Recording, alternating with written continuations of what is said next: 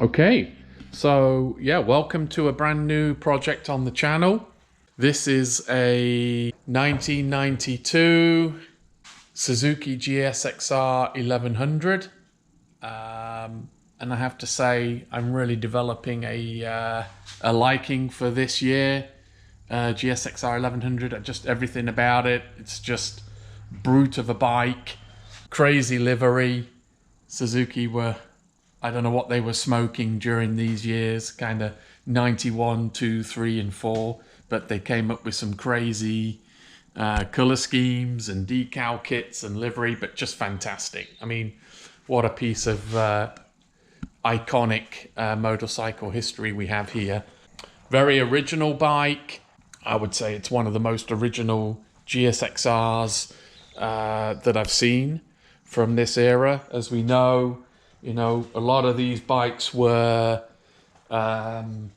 modified, aftermarket parts put on them, turn signals removed, the rear fenders cut out, all kinds of things were done to them. The exhaust systems replaced, but you can see here, original OE exhaust system, dual exhaust system. It's got the full rear fender, all in one piece, all the original suspension. I mean, I really don't see anything out of place on this bike. It's got 9,700, so for its age, obviously 92, it's a low mileage bike. And the biggest thing it's got going for it is, if you just look at the bodywork right now, it's dusty, to be expected. It's just been pulled out of storage. But if you look at this bodywork, it's absolutely in beautiful condition, just beautiful condition. And it's got, a few bumps and grazes. You can see here, where which you get from storage. Here you can see it's been leaking at some point from the clutch master, and this is unfortunately what happens if you get .4 fluid on paint. That's why in all of my full restorations, I always use .5 because it's non-corrosive on paint. It's not quite as good as .4, but if you've got a bike that's been fully restored, brand new paint, everything else, that's my recommendation. But just looking at this, I mean, there's no, at least from what I can see right now, and we'll have to see when we pull the fairing set off, no cracks, no road rash, the bike hasn't been over on its side, there's no damage to the bar ends or the levers. The tank is in fantastic condition. Yeah, it's scuffed, from the usual zips rubbing on it and stuff. But look, it's got no dents I can see of. The paint is still in great condition. The clear coat has not started to craze. Yeah, I mean, just beautiful bike. I mean, even now I'm looking at it again, it's so original. It's just fantastic that it's been kept this way all these years. Now, it's got a little bit of damage up here. You can see here, this decal has been scraped and then somebody's just touched it up with a pen. So we're going to be addressing that. Hopefully we can just get a replacement decal, because that's really the only one. There's a little bit of damage here, so we'll have to see. This is just where it's bubbled. We'll have to see if this is something we want to replace, but this is quite a big decal. I'll have to see if they're available and they're a good copy, because again, I've described this on quite a few videos now. You can see these are decals from this period, were faded decals. So they had a fade, which was done through basically a dotting system. So if you look here, you can see, effectively the color is using dots, and they've got, the less density of dots, the more it fades out to the background color. So these are very, very difficult to replicate, unless it's a highly professional company, somebody like RD Decals. Because generally what happens is, if you buy these just off eBay or the internet, this will be a solid color, because that's all they can do. It's very difficult to kind of replicate this dot system. But anyway, we will work that out one way or another, and if we can't get a decal, I will paint repair this decal and clear it, which again I've shown on quite a few videos now. But just stunning, all the turn signals, no road rash on the turn signals. You know, this bike, it just hasn't been down. You look at the exhaust, no road rash on the exhaust, just fantastic. The bike does run, but it runs rough, which is not to be, you know, is not unexpected. It's been sat a long time with gas in it. Again, you know, that's always a problem with stored bikes. You see that on this channel all the time. So we will be having to, you know, sort that out. So what's the plan for this project? What we're going to do is basically do what we call a sympathetic restoration.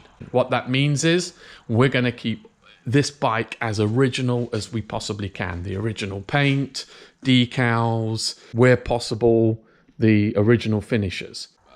We are probably going to end up pulling this bike pretty much fully apart, because the client wants it to be immaculate throughout, which, you know, again, I agree with. So we will probably end up pulling this all the way down to the frame, stripping it all the way down to the frame.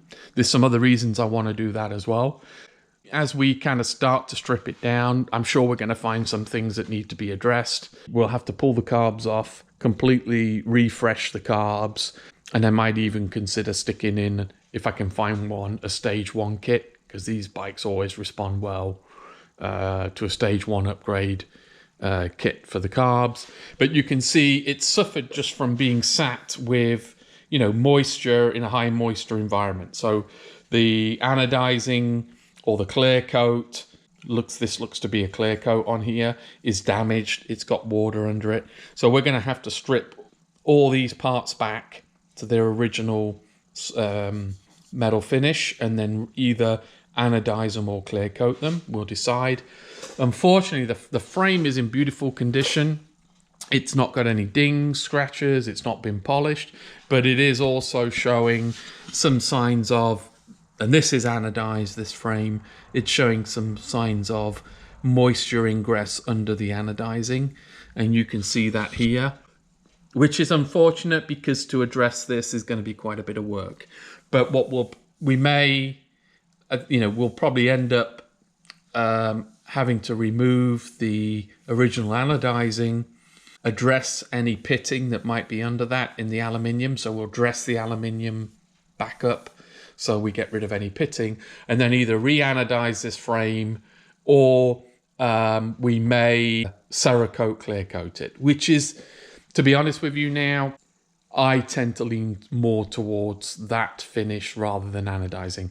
I'm having a lot of, let's say, quality issues with anodizing when I send parts out for anodizing. It seems to be very difficult to get consistency with anodizing, and I can get far better consistency by painting, you know, or finishing them in a Cerakote finish, which, to be honest, is as durable as anodizing.